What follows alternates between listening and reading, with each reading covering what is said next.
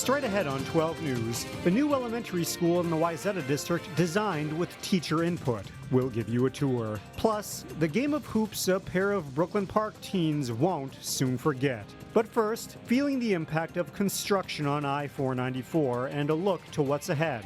Just be ready for the weekend closure. 12 News starts right now. Hello and thanks for joining us. The commute could be getting a little hairy if you take 494. You may have already noticed westbound 694 is down to one lane leading into 494. Emily Vergoose joins us to break down the construction project that started this week. Emily? Well, through the remainder of the year, 494 between 394 and 694 will be down to 4 lanes, 2 in each direction. Still, that's an improvement over what drivers had to deal with last year. There will be delays. The good thing this year is we will have it 2 lanes open in each direction. Last year we utilized this movable barrier system. So we had 3 lanes to work with. We would move that barrier depending on time of day. This weekend, 494 from 394 to 694 will be closed altogether as crews switch the northbound lanes onto the southbound side. 494 will be back open in time for Monday morning's commute. Drivers we spoke with are prepared to spend a little more time in the car if they have to. You know, I can get my way around it a little bit, but I use Northwest Boulevard and that doesn't seem too bad. So, yeah, I guess it's not too bad. Overall, it should be good, I guess. Since they did the stuff going south, it's been a little bit better. Pay attention to what's in front of you. You may have traffic slowing down. We had a lot of rear-end crashes last year when we did this project, and we want to see a reduction in crashes. And the project should be complete by November. When it's done, then work begins on Highway 169. Delane? Thank you, Emily. Maple Grove police say they have identified 2 suspects in the Town Green band shell vandalism case. A surveillance camera shows 4 men walking around the band shell the night of April 5th. Police say the footage helped identify 2 of the men who shot BBs into 4 panels of glass. The damage was significant. The cost to replace the panels could approach $20,000. As we went to air, charges were pending against 2 suspects. It is a case of bragging rights for local schools. The U.S. News and World Report released its list of best public high schools for 2016, and 3 high schools from the Northwest Metro made the top 50 in the state. They include Maple Grove High School at number 36, Hopkins at number 25, and Wayzata at number 13. The highest ranked high school in Minnesota was Nova Classical Academy. That's a charter school in St. Paul. Schools are ranked based on state math and reading assessments, graduation rates, and college-level advanced placement test data. The allure of Wayzata schools is partly what's driving a construction boom in Northwest Plymouth. That's where construction of a new elementary school is underway. Reporter Shannon Sladden gives us a look inside. A new elementary school, aptly named Meadow Ridge, is taking shape on the Plymouth Prairie. Gym, music, and art.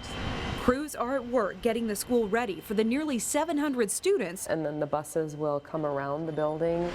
Who will almost fill up this building when it opens in the fall. This is going to be just an unbelievably fantastic space. I cannot wait to have students in this building. Principal Karen Keffler is here just about every week. Open and inviting. I really want this to be a place where people feel at home and kids love learning. So this is the cafeteria. She's one of many voices who shaped how this building was designed. They had the art teachers come in and talked about the art room. Music teachers came in, talked about the music room, kindergarten teachers, what would an ideal kindergarten classroom look like, and that was really exciting. Teachers wanted natural light. This is the gym. Even in spaces you wouldn't expect. Some gyms don't have any natural light that comes in, and we thought that was important too, to have it in the gym. Each grade has their own space. Right out here. With conference rooms and movable walls that allow grade assemblies in common areas. So as you walk around the building, there aren't any through hallways. This is designed to help keep students out of the halls. I don't have to disturb 5th grade to get to 4th grade. This elementary school is unique, a building built with input by teachers as an ideal place for students to learn. It is incredibly exciting. This is what we'd really like our space to be. In Plymouth, Shannon Slatton, 12 News. The elementary school cost just over $26 million and is funded in part by a voter-improved bonding bill in 2014.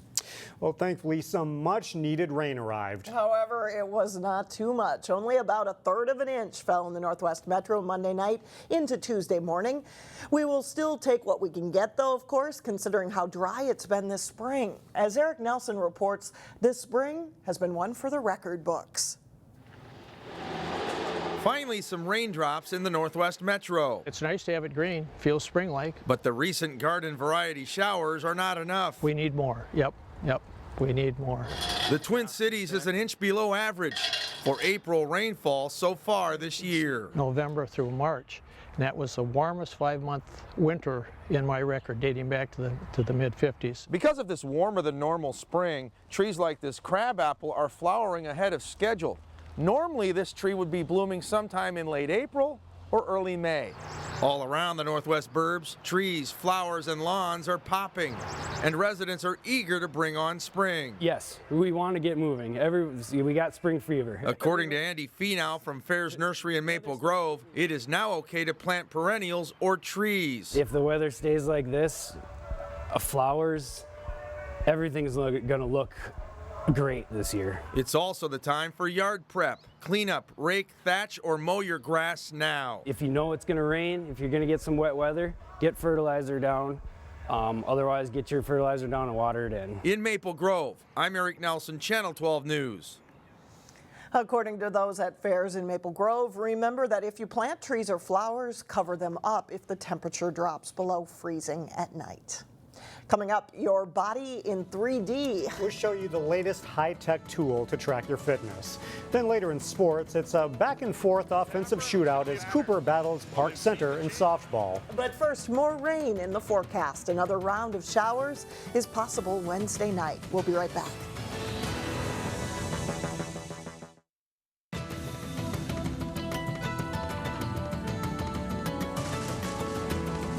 For many people, taking an evaluation of your overall health is nothing more than stepping on a scale or seeing how your clothes fit. But those measurements don't tell the whole story. In today's Health Check, we take a look at a machine that's getting people to look at their bodies in a way they never have before.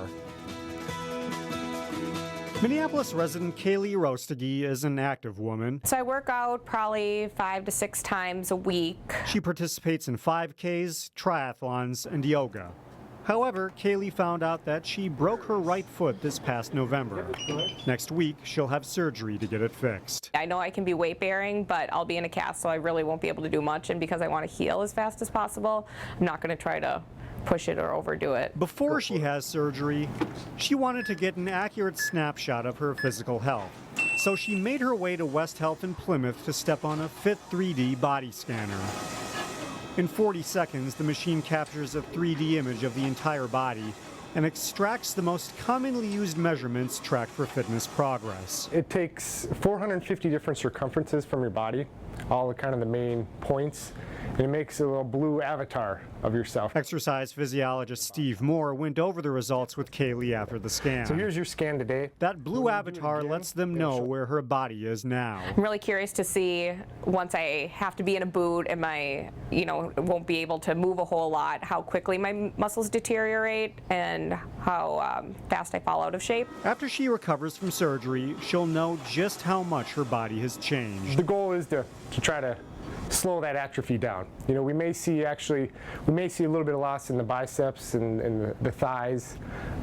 Depends on what happens next time. While Kaylee has concerns, she says she has no plans to be a couch potato during her recovery. For mental health, exercise is so important, so hopefully I'll be able to find ways to still do some sort of activity if it's not on my foot.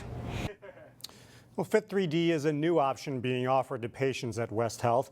For more information, you can go to our website at 12.tv. Meanwhile, we'll follow up with Kaylee in a few months to see the changes in her body. So looking forward to seeing how that all turns about. Yeah, absolutely. All right. Well, coming up, a Brooklyn Park police officer who's got game. But first, hear from Osseo's new football coach as he leads a youth clinic. Jay Wilcox says that and more when we come back with sports. Welcome back, everyone. Jay is here now with sports. And we're talking about the new Osseo high school football coach. You're getting a little preview of him. That's right. He's getting started a little ahead of time as it's kind of a year-round job nowadays. Back in January, Darren Lampker stepped down after 11 seasons as the head football coach at Osseo. As John Jacobson reports, his successor is ready to continue the Orioles' winning tradition. Sometimes following in the steps of a winner is tough work. But building on Osseo's State Class 6A championship is something new Orioles head football coach Ryan Stockhouse is looking forward to. You know, I think you can't ask for a much better situation. The pressure's there. You know, hats off to the previous staff and Darren Lampker and everything he did. You know, phenomenal coach and phenomenal staff. But, you know, the foundation has been laid, obviously. And they've got a taste of it. They won a state championship. And so now I feel like the community and the players in the program really understand what it takes to get to that level. So from here on out, it'll be just driving them to maintain that level of excellence. Stockhouse met with players and parents Saturday and then encouraged some potential future Orioles at an Osseo Youth Football Association clinic.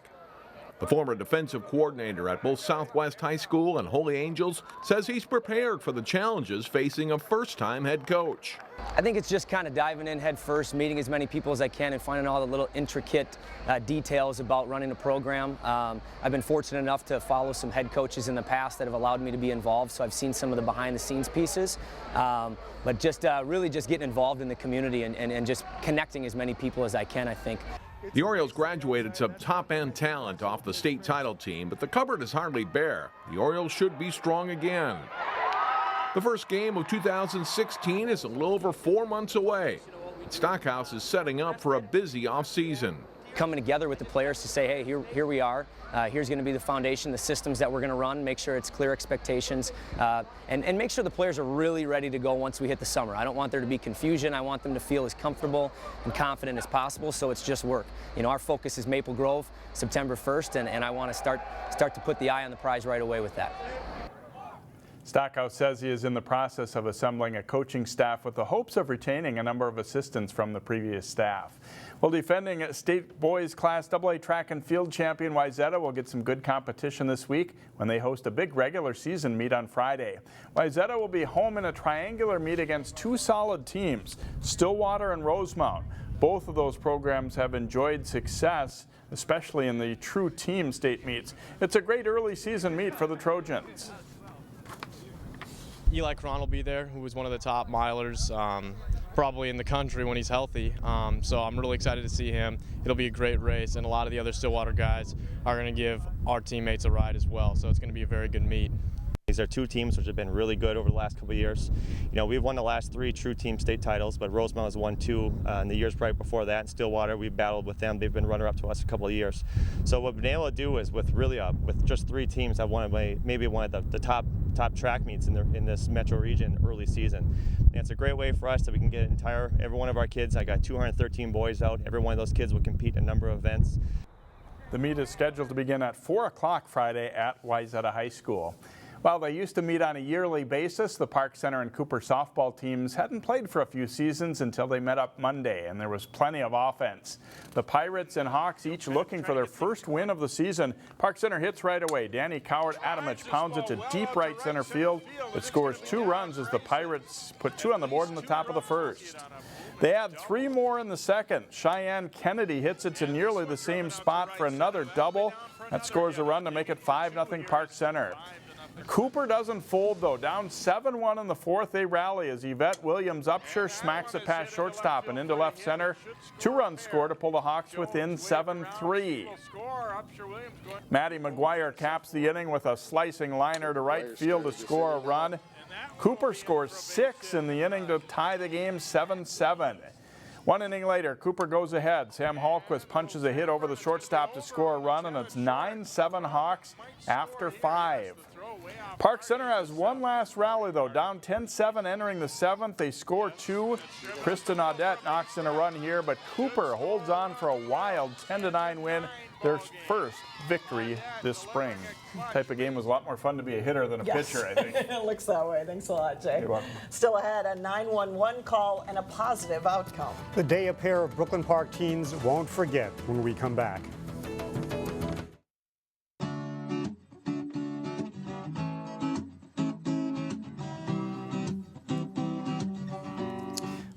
Brooklyn Park police officer scores big with local teens. Reporter Sonia Goen shows us how a 911 call turned into a unique bonding experience.